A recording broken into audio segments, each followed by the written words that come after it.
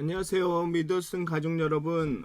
오늘 하루도 하나님의 은혜와 사랑이 가득 넘치시기를 기도합니다. 그 사랑이 여러분들을 보호하시고 인도하시길 기도합니다.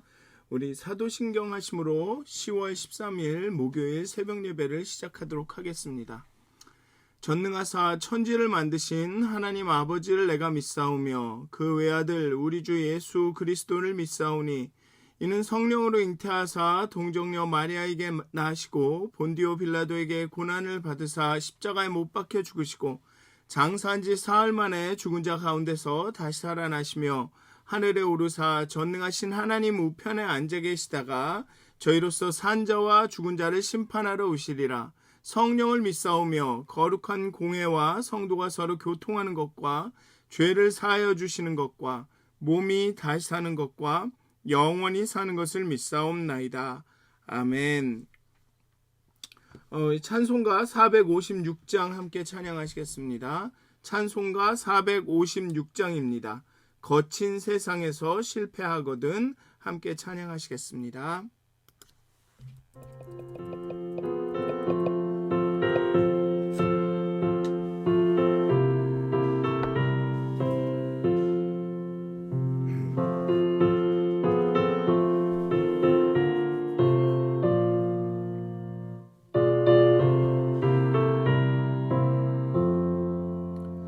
거친 세상에서 실패하거든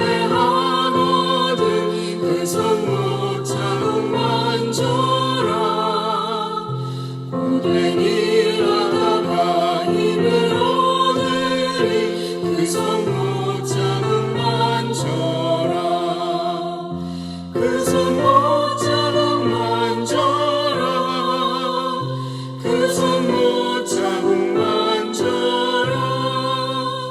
주가 널 지키며 인도하시리 그 손목 자국 만져라.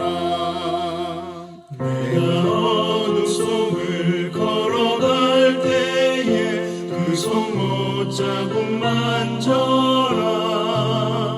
주가 참 평안을 내게 주시리 그 손목 자국 만져라.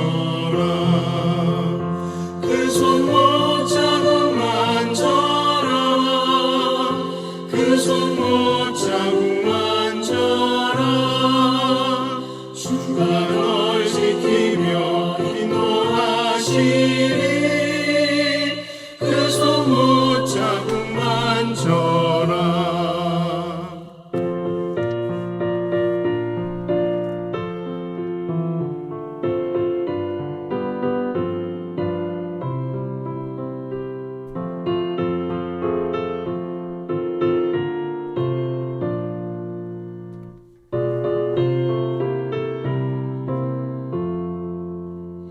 네가 구원의 주 따라가려면 그 손목 자국 만져라. 내가 주 안에서 길이 살리라. 그 손목 자국 만져라. 그 손목 자국 만져라. 그 손목 자국 만져라. 주가 널 지키며 인도하시리 그 손목 자국 만져라. 너의 죄악의 짐 무거울 때에 그 손목 자국 만져라. 마음 문 열고서 주를 모셔라. 그 손목 자국 만져라. 그 손목 자국 만져라. 그 손목 자국 만져라. 주가 널 지키며 인도하시리 그 손목 자국 만져라.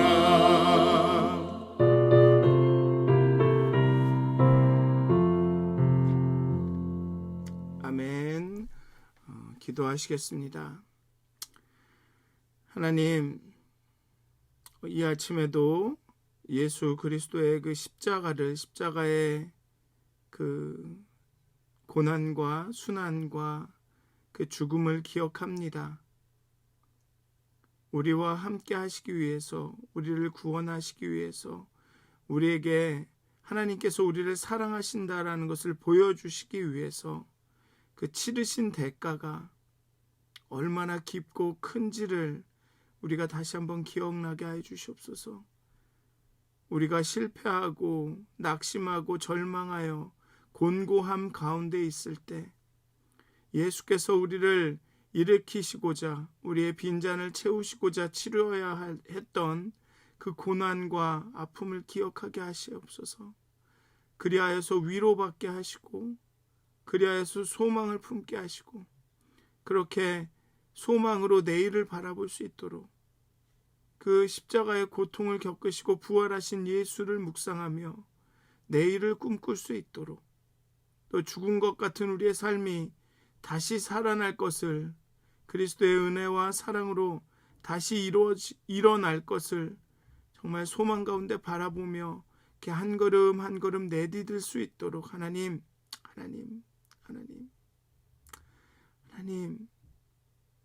오늘 하루도 하나님이 주관하여 주시고 인도하여 주시옵소서. 감사합니다. 예수님의 이름으로 기도하였습니다. 아멘. 오늘 함께 나누실 말씀은 요한복음 20장 19절에서 31절까지의 말씀입니다. 요한복음 20장 19절에서 31절까지의 말씀입니다. 제가 봉독하도록 하겠습니다. 요한복음 20장 19절에서 31절까지의 말씀입니다. 이날 곧 안식 후 첫날 저녁 때에 제자들이 유대인들을 두려워하여 모인 곳에 문들을 닫았더니 예수께서 오사 가운데 서서 이르시되 너에게 평강이 있을지어다. 이 말씀을 하시고 손과 옆구리를 보이시니 제자들이 주를 보고 기뻐하더라. 예수께서 또 이르시되 너희에게 평강이 있을지어다. 아버지께서 나를 보내신 것 같이 나도 너희를 보내노라. 이 말씀을 하시고 그들을 향하사 숨을 내쉬며 이르시되 성령을 받으라. 너희가 누구의 죄든지 사하면 사하여질 것이요 누구의 죄든지 그대로 두면 그대로 있으리라 하시니라. 12 제자 중에 하나로서 디두모라 불리는 도마는 예수께서 오셨을 때 함께 있지 아니한지라. 다른 제자들이 그에게 이르되 우리가 주를 보았노라 하니 도마가 이르되 내가 그의 손에 못자국을 보며 내 손가락을 그 못자국에 넣으며 내 손을 그 옆구리에 넣어 보지 않고는 믿지 아니하겠노라 하니라. 여드레를 지나서 제자들이 다시 집 안에 있을 때 도마도 함께 있고 문들이 닫혔는데 예수께서 오사 가운데 서서 이르시되 너희에게 평강이 있을지어다 하시고 도마에게 이르시되 내 손가락을 이리 내밀어 내 손을 보고 내 손을 내밀어 내 옆구리에 넣어보라. 그리하여 믿음 없는 자가 되지 말고 믿는 자가 되라. 도마가 대답하여 이르되 나의 주님이시오 나의 하나님이시니이다. 예수께서 이르시되 너는 나를 본고로 믿느냐? 보지 못하고 믿는 자들은 복되도다 하시니라. 예수께서 제자들 앞에서 이 책에 기록되지 아니한 다른 표적도 많이 행하셨으나 오직 이것을 기록함은 너희로 예수께서 하나님의 아들 그리스도이심을 믿게 하려 함이요 또 너희로 믿고 그 이름을 힘입어 생명을 얻게 하려 함이니라. 아멘. 오늘 본문을 이야기하기 전에 좀 미리 말씀드리고 싶은 것은 이 요한복음을 읽은 후에 신명기를 읽도록 하겠습니다. 좀 신명기가 길기 때문에 좀 약간 두려움도 있고 부담도 있기는 하지만 일단은 요번 주 토요일까지 요한복음을 다 마치고 다음 주 화요일부터는 신명기를 시작하도록 하겠습니다. 그리고 애드벤트 그 대림절 대강절이 시작하기 전까지 신명기를 읽고 그 다음에 대강절에는 대강절을 위한 그러니까 11월 말이 되겠죠. 11월 말에서 크리스마스까지는 그 대강절을 위한 그 특별 새벽 기도로 다른 본문들을 읽어 가겠습니다. 그런데 그 전까지는 신명기를 읽을 텐데요. 신명기가 잠옷 길기 때문에 좀 지루하실 수도 있는데 가능한 한 지루하지 않게 하도록 하겠습니다. 그리고 제가 잘 준비할 수 있도록 기도해 주시면 감사하겠습니다. 오늘 본문을 이제 시작을 하면 부활한 예수님은 제자들을 만나십니다. 오늘 본문에서 예수의 십자가는 이 로마 황제에게 반역한 죄로 처형당하는 이 최고형이었기 때문에 제자들은 예수와 엮이는 것을 조심스러워했습니다. 그 일을 주도한 종교 지도자들을 두려워하여 문을 걸어 잠그고 있었습니다. 그러나 예수의 부활은 제자들의 모든 상황을 반전시켰습니다. 더 나아가 구약에 의하면 부활은 역사의 마지막에 있을 사건이기 때문에 예수의 부활은 역사 끝에 있을 종말의 시작을 알리는 것이며 죄와 죽음의 통치에 대한 승리의 증거가 됩니다. 즉 부활은 이 모든 것을 반전시켰습니다. 제자들도 그렇지만 세상의 모든 것을 반전시켰죠. 영적인 영역으로 생각을 하면 어둠이 승리한 줄 알았지만 궁극적인 승리는 빛에 있었습니다. 예수의 빈 무덤을 발견한 당일 저녁으로 시간 배경이 바뀝니다. 예수의 빈 무덤이 발견되었다는 소식을 듣고 바로 그 저녁에 제자들이 모입니다. 그리고 예수의 그 부활의 소식, 빈 무덤의 소식을 듣고 바로 모인 저녁이기 때문에 제자들이 모인 곳이 예루살렘일 가능성이 큽니다. 그렇지만 성경은 어떤 정보도 주지 않고 있습니다. 그리고 요한복음 21장은 예수님이 갈릴리 호수 근처에 한 번 더 나타나신 것에 관해 매우 상세하게 기술하고 있는데 개연성의 측면에서 볼 때 갈릴리의 나타나심이 예루살렘에서 나타나신 것보다 먼저 일어났을 가능성이 있습니다. 왜냐하면 다른 복음, 공관 복음서 마태, 마가복음에 보면 예수님이 내가 갈릴리로 먼저 가겠다. 그러니 갈릴리에서 만나자라고 말씀하십니다. 제자들에게, 마리아에게 얘기해서 그렇게 제자들에게 전하라고 하죠. 그렇게 따지면 갈릴리에 먼저 나타나시고 그 다음에 예루살렘에 나타났을 가능성이 있는데 요한복음은 빈 무덤과 마리아와 예수님의 만남에서 곧바로 모여있던 제자들의 만남으로 이루어집니다. 그러니까 예루살렘에 있는 제자들의 그런 만남으로 이루어집니다. 빈 무덤에 관한 소식과 제자들에게 전하라는 마리아의 이야기를 들었음에도 이 여전히 제자들은 당국자들이 예수님에 대한 흔적을 지우기 위해서 무슨 짓을 할지도 모른다는 두려움이 아직도 그들을 사로잡고 있습니다. 아직도 그 사실을 두려워하고 있죠. 그래서 스스로를 지키기 위해 문을 잠궜습니다. 그리고 그 가운데 예수님이 나타나셨습니다. 이 문을 잠궜다는 설정은 예수님이 그냥 인간의 몸으로 부활하신 것이 아니라는 것을 나타내주는 설정일 수 있습니다. 예수님은 문을 열고 들어오시지 않고 그냥 문을 통과해서 들어오셨다. 그러니까 예수님께서 다른 존재의 몸으로, 다른 형태의 몸으로 부활하셨다라는 것을 보여주기 위한 설정일 수도 있습니다. 그러나 본문은 아무 설명도 하지 않습니다. 심지어는 예수님께서 문을 잠궜는데 들어오셨다라는 이런 감탄이나 이런 언급도 없습니다. 그냥 예수님이 제자들 가운데 나타나셔서 말씀하십니다. 그리고 첫 번째 말씀은 평강이 있을지어다입니다. 그리고 바로 뒤에 이어서 다시 한번 평강이 있을지어다라고 또 말씀하십니다.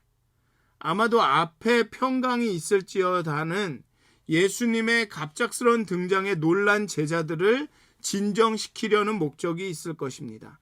평강이 있을지라, 평안하라, 걱정 말아라, 두려워 마라. 나다, 부활한 예수다, 너희 선생 예수다. 하지만 두 번째 평강이 있을지어다라는 제자들을 세상에 보낸다. 하나님이 나를 보내신 것처럼, 아버지께서 나를 보내신 것처럼 나도 너희를 세상에 보내노라 라고 말씀하시기 전에 평강이 있을지어다 라고 말씀하십니다. 즉 세상에 나가서 세상의 미움을 받을, 그 박해와 핍박을 받을, 그 세상의 곤고와 환난을 겪을 제자들을 위로하고 격려하기 위한 것입니다.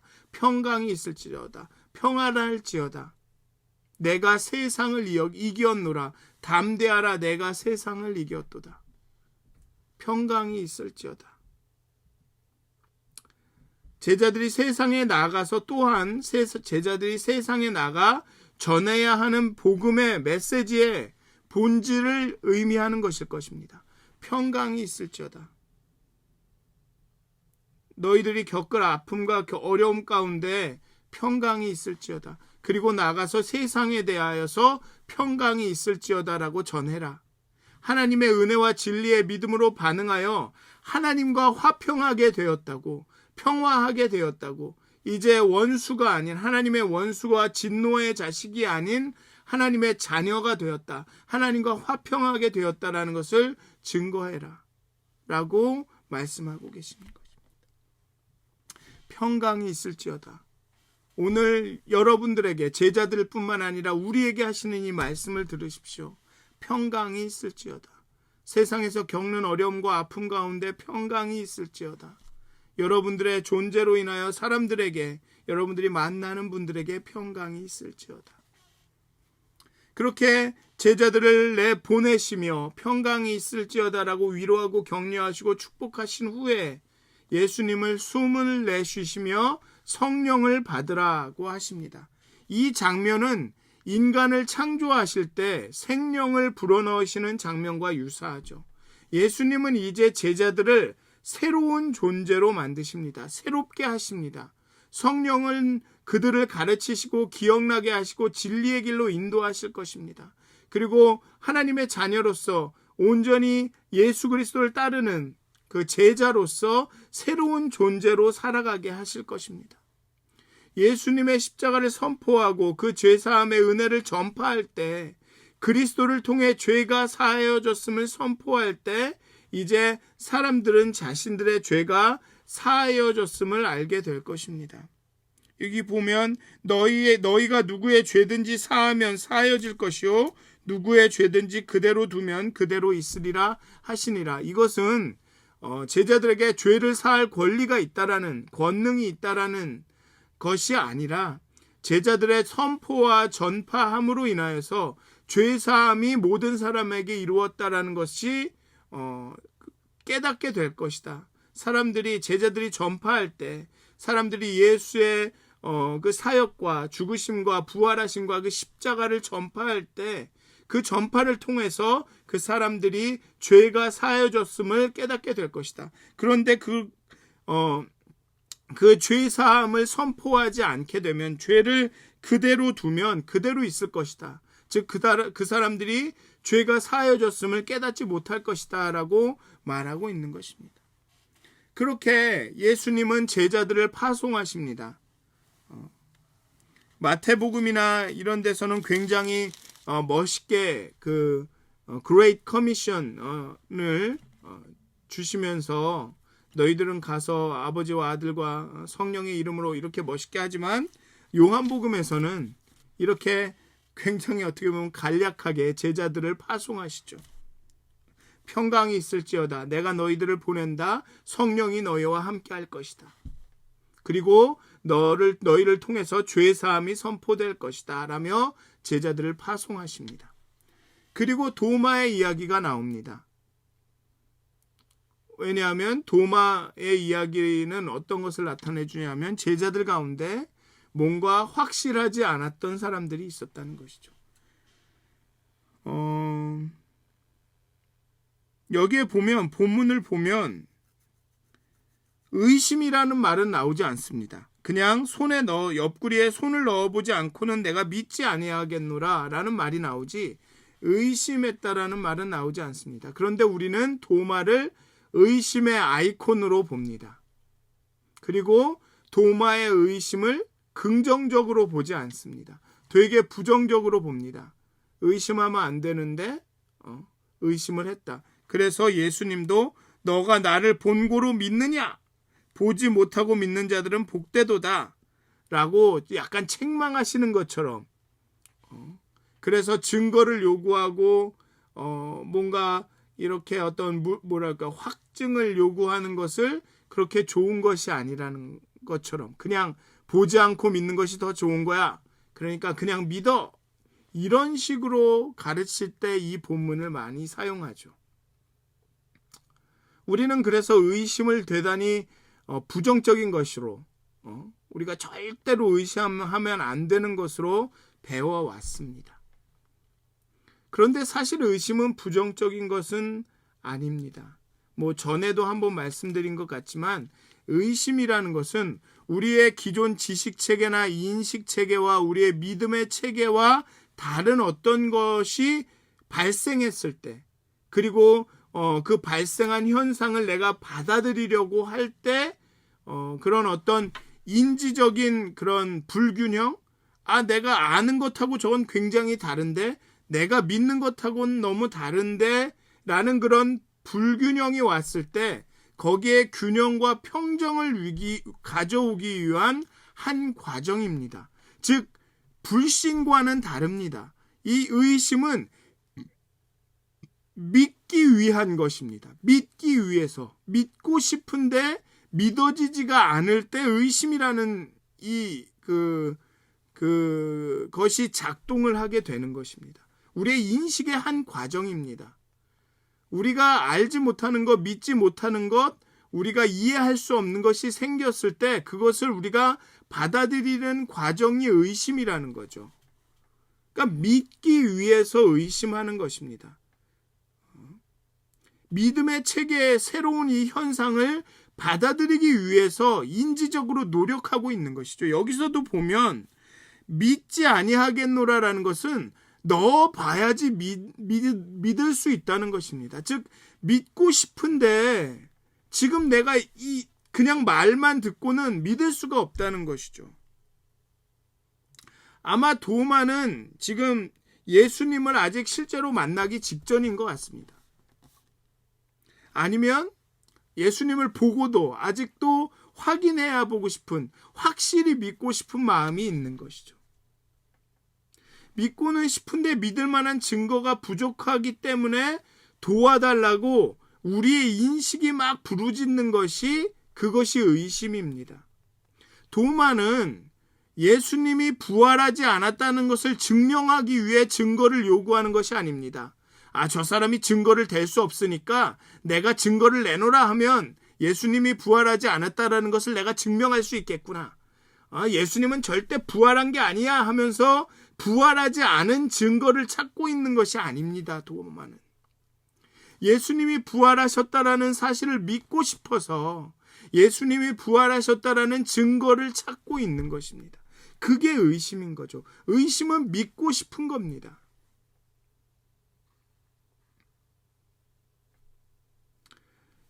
예수님도 만약에 불신하고 있는 사람은 의심하지 않습니다. 이미 마음에는 저게 부활이 거짓말이고 실제가 아니라는 확신이 있습니다. 의심해서 그렇게 하지 않습니다. 이미 불신하는 사람은. 의심하는 사람은 믿고 싶은 것입니다. 알고 싶고 믿고 싶고. 그런데 도저히 자신이 갖고 있는 믿음 체계와 지식 체계로는 이해가 안 되니까 자꾸만 가르쳐달라. 이게 맞냐? 보여달라라고 말할 수밖에 없습니다. 그래서 예수님도 자신의 창자국, 못자국을 보여주시면서 믿음 없는 자가 되지 말고 믿는 자가 되라 라고 말씀하시는 거죠.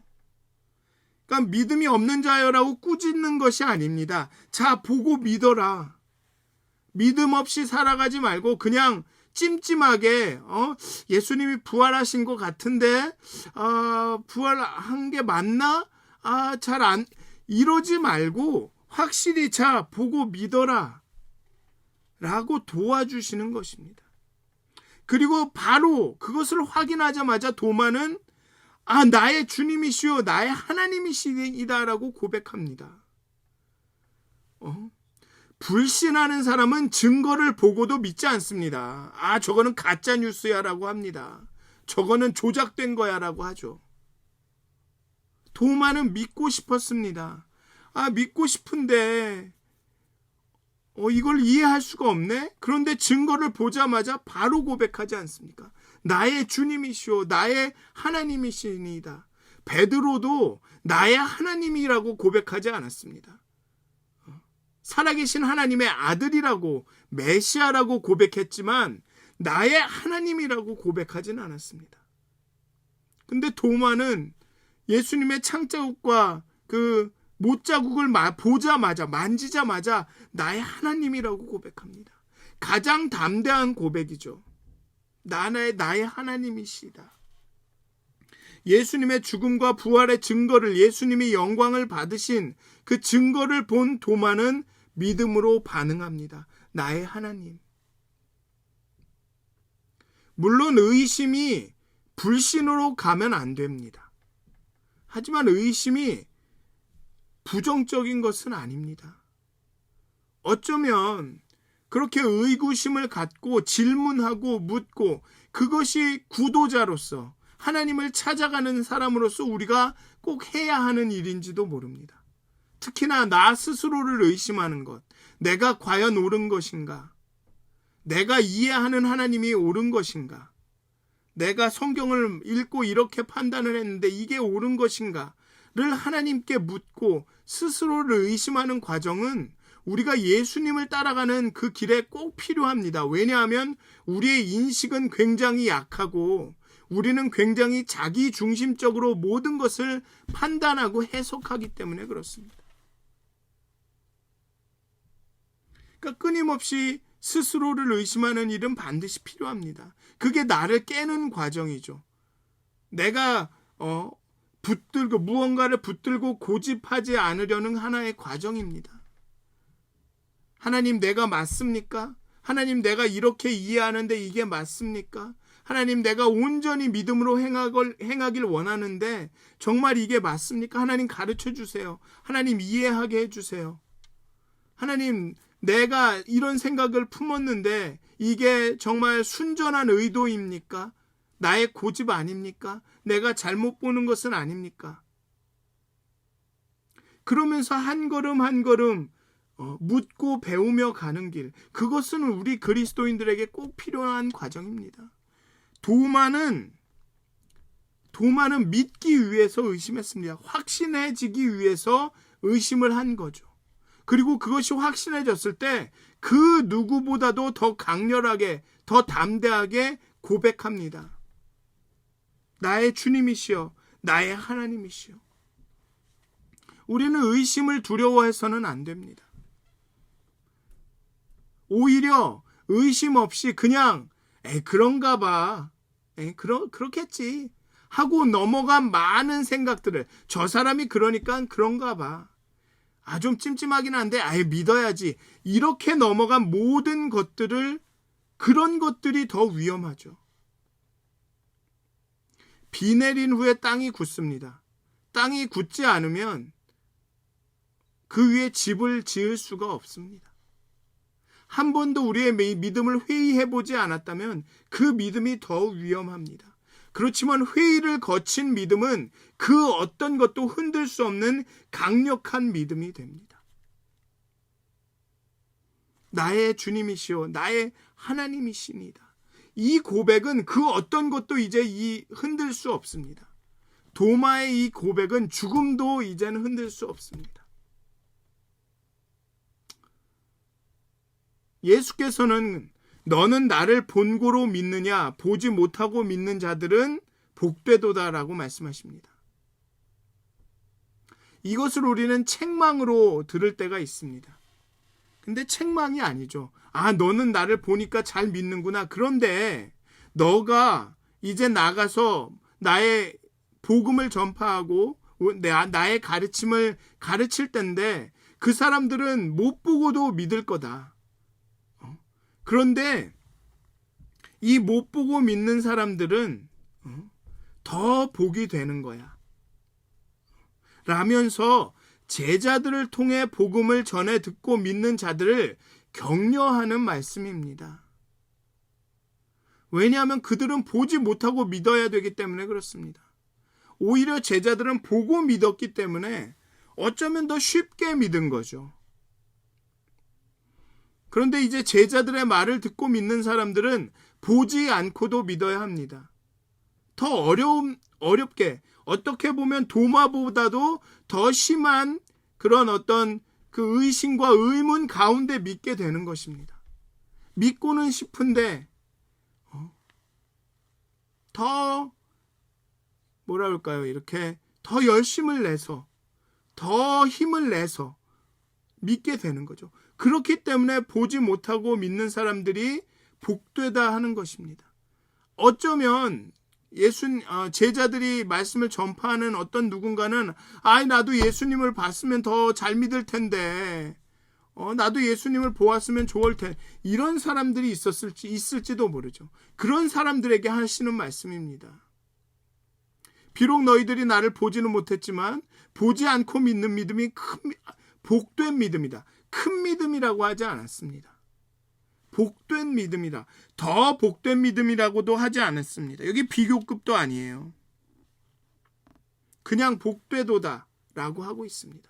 그러니 이거는 보고 믿은 도마를 책망하는 말씀이 아니라 앞으로 보지 못하고 믿을 그 확실한 그런 어떤 도마가 요구했던 그런 확증, 물증을 없이도 믿게 될 그런 사람들이 복되다라고 그들을 격려하고 축복하는 말씀입니다.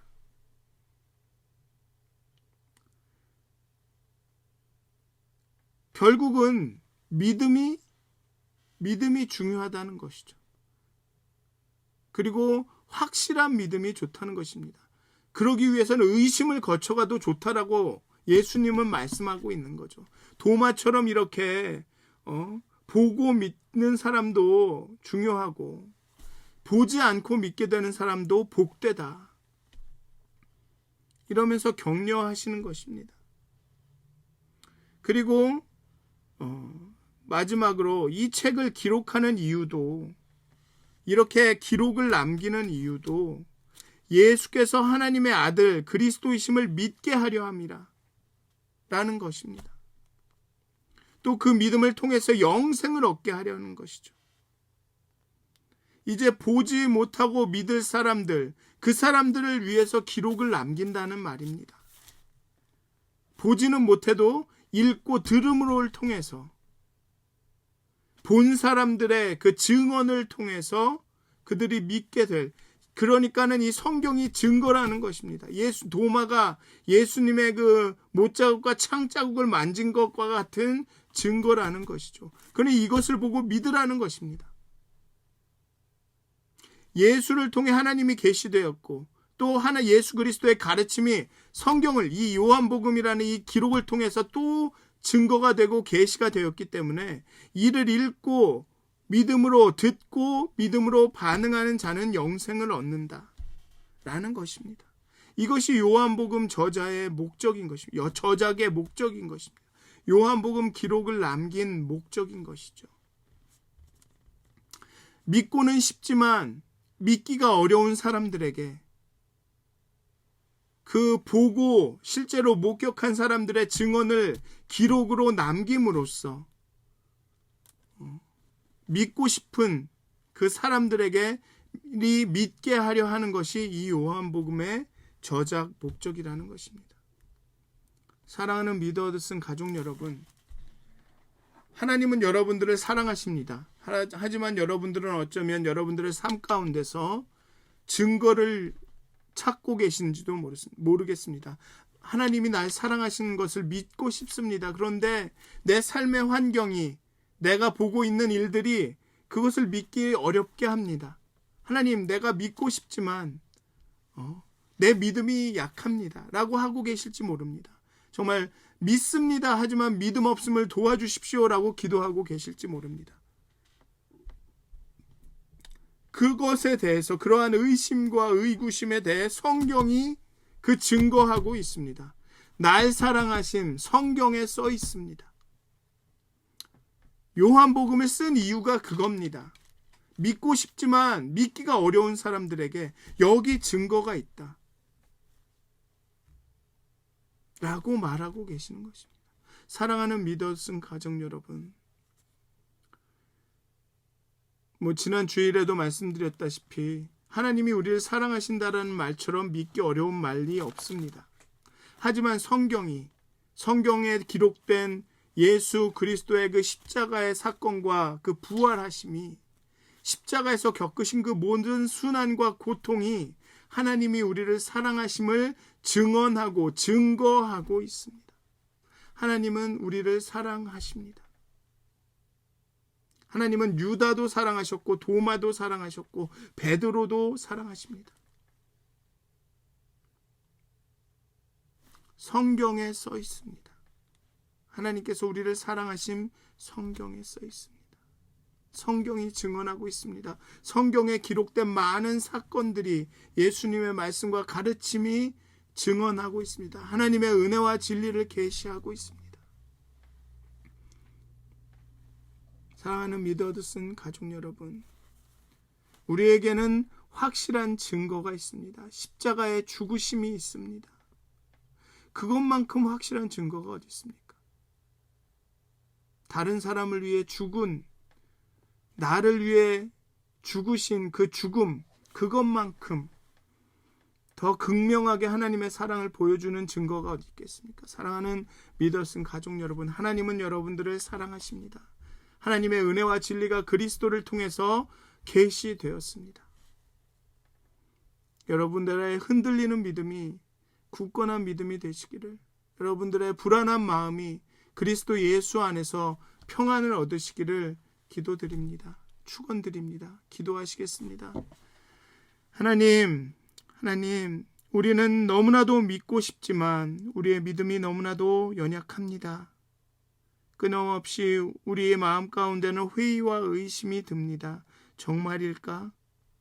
정말 내가 잘 가고 있는 걸까? 정말 하나님이 나와 함께 하시는 걸까? 믿고 싶지만 믿기 어려울 때가 있습니다. 그런 의심 가운데 있는 도마에게 예수님은 자신이 겪은 고난과 고초, 그 못자국과 창자국을 보여주셨습니다. 예수님의 십자가의 순환과 아픔이, 예수님의 십자가의 죽음이 우리에게 증거가 됩니다. 하나님이 우리를 사랑하심을, 하나님이 우리와 함께 거하심을 증거가 됩니다. 하나님, 오늘도 그리스도의 십자가를 깊이 묵상케 하여 주시옵소서. 그의 죽으심과 부활하심, 그의 고통과 아픔을 깊이 들여다보게 하여 주시옵소서. 그리고 그것이 우리에게 증거가 되게 하여 주시옵소서. 하나님이 우리를 얼마나 사랑하시는지, 하나님이 우리를 구원하신 그 증거가 되게 하여 주시옵소서. 그리하여서 십자가를 붙들고 정말 환난과 어려움 가운데 소망을 가지고 살아갈 수 있도록, 십자가 붙들고 한 걸음 한 걸음 걸어갈 수 있도록 하나님, 우리의 믿음이 십자가로 인하여서 더 강하여지고 더 분명해지고 더 확신해질 수 있도록, 나의 주님이시여 나의 하나님이시여 고백할 수 있도록 하나님, 오늘도 은혜 내려주시옵소서. 우리를 깨우쳐 주시고 우리의 마음의 문을 열어주시옵소서. 감사합니다. 감사합니다. 예수님의 이름으로 기도하였습니다. 아멘. 하늘에 계신 우리 아버지여, 이름이 거룩히 여김을 받으시오며 나라의 임하옵시며 뜻이 하늘에서 이루어진 것 같이 땅에서도 이루어지이다. 오늘 우리에게 일용할 양식을 주옵시고 우리가 우리에게 죄 지은 자를 사하여 준 것 같이 우리의 죄를 사하여 주옵시고 우리를 시험에 들게 하지 마옵시고 다만 악에서 구하옵소서. 나라와 권세와 영광이 아버지께 영원히 쌓옵나이다. 아멘. 오늘도 행복한 하루, 성령 충만한 하루, 십자가를 붙들고 사시는 하루가 되시길 기도합니다.